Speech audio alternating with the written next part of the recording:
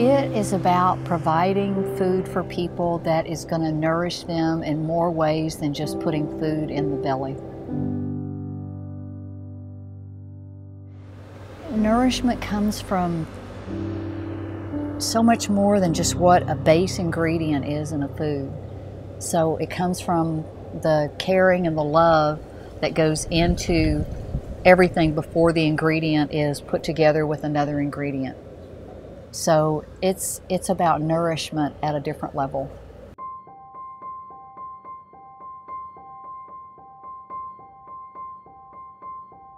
My name is Pat Greer and I work at Pat Greer's Kitchen.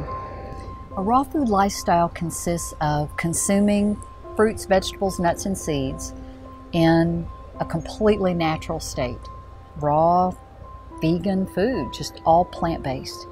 And it's about receiving the nourishment that's designed in the food just naturally to keep us going. It's fuel.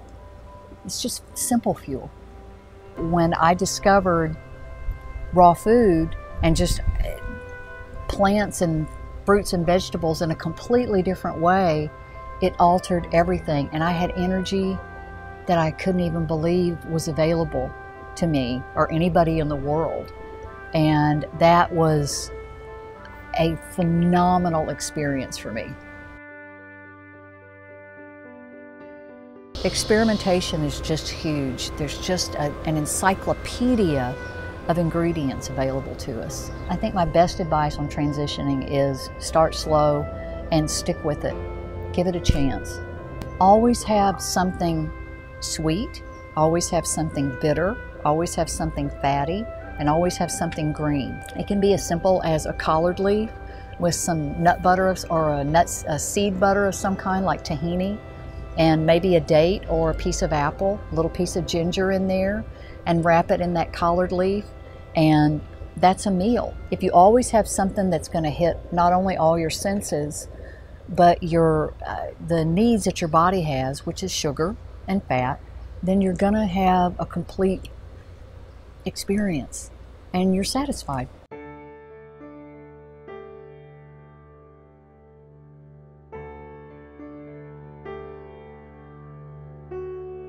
I heard a great quote recently and it says, you can either be of service or be served. And my life has been about service.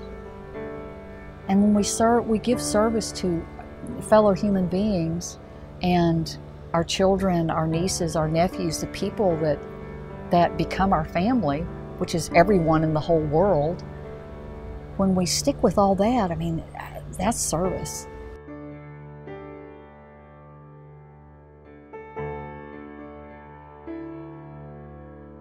Well, love means that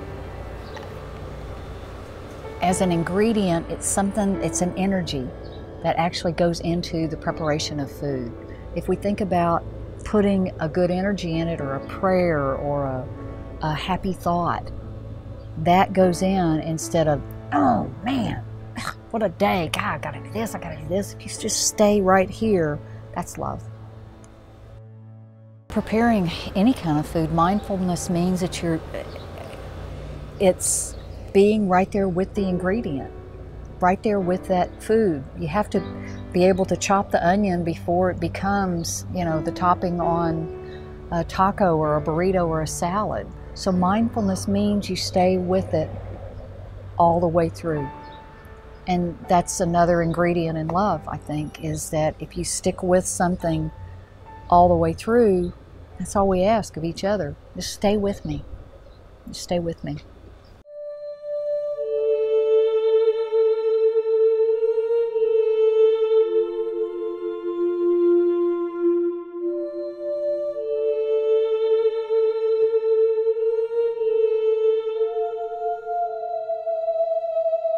There's so much that we can let go of, whether it's a tangible object or the weight that we carry on our shoulders. There's so much that we can let go of, and I have a lot to let go of still. And mostly it's things that I really want to do. There's so many things I still want to do in this lifetime. And in that, I have to let go of a lot of things. So I think it's a letting go piece before we can let in. Because so much light comes in when we let go. Everything that's happening around us, it all comes together as just one little piece. You know, whether it's what we're eating or whether it's what we're touching or smelling or anything. An inner warmth, an inner knowing, an inner connection that when we close our eyes, we see light no matter what. We see the lightness in every person around us.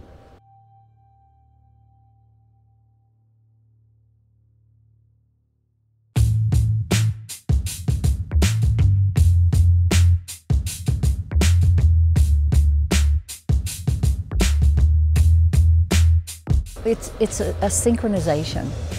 You know, when we can flow into whatever someone is doing and just pick up the slack, you know, once again, it's service to each other.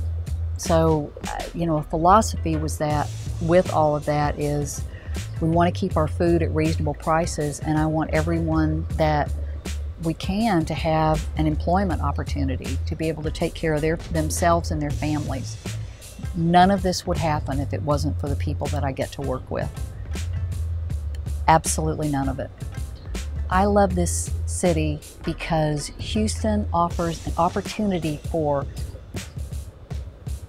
the most fascinating and eclectic group of people, I think, in the world. We have so many cultures that have come together. Here, you're kind of on your own with these millions of people. It's delightful.